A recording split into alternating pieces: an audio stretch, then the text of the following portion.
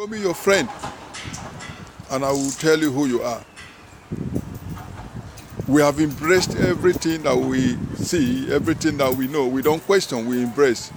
Now today, the African land has been a breeding ground for war, where the Arabian Muslims and the European Christians fight against themselves.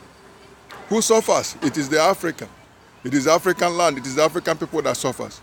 We fight over something that has absolutely little or nothing to do with us. What do we get in all this? Nothing. What do we lose? Everything.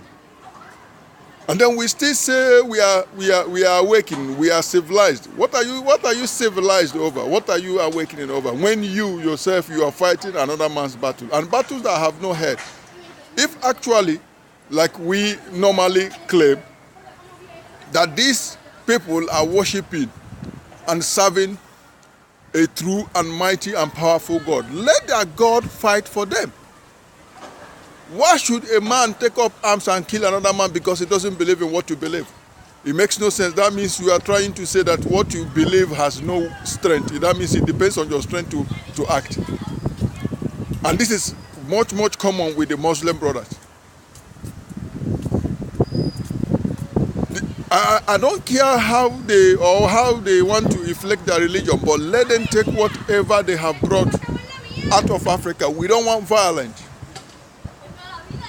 Africa is not a breeding ground for mad people. It's not a place that people come and show their strength through religion. No, we don't want that. You don't have to force your religion on anybody. We need to stop this. This has to stop. That is why we are calling upon all men winning, all reasonable Africans, every black that has sense. We are calling upon you to come together. Let us establish our own community. Let us establish what is our own word. Let us establish something that we can run ourselves. Let us establish where we will breed our children and teach them the African values. We value life.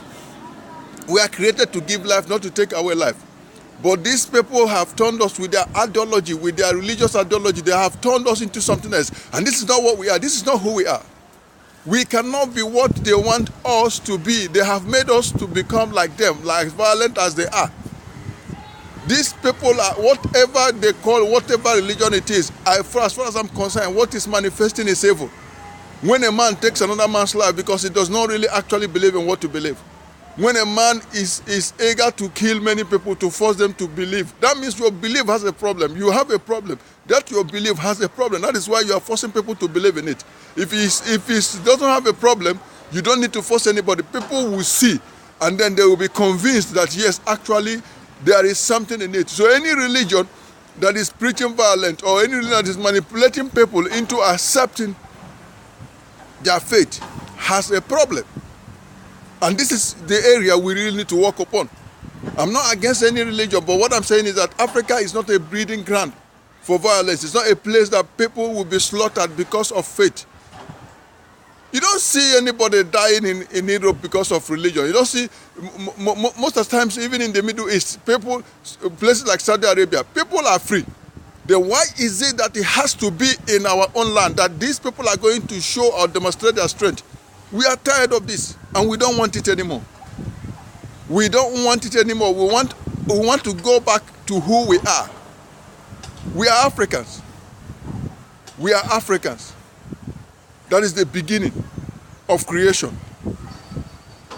We won't allow any force to come in and begin to force us and push us to be what they think we should be. That is why we need to have our own base. We need to have a place that we can speak from, a place that we can spring from, a place that we can really begin to build again.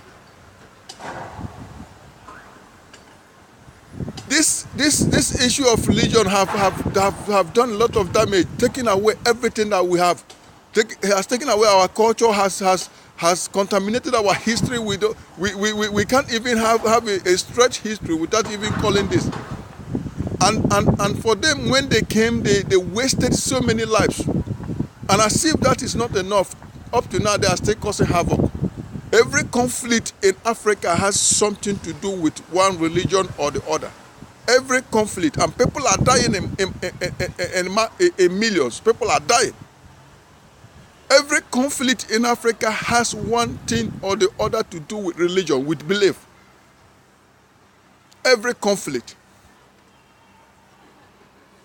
Shall we all die because of other people's faith?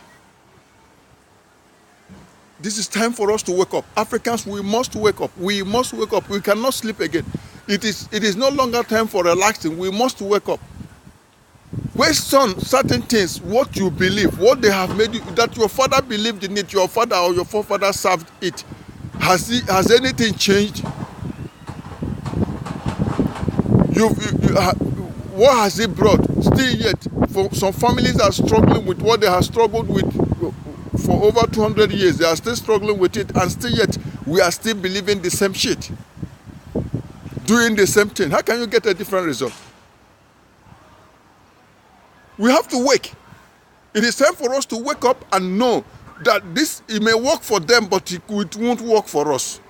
It is not for us. It is not for us.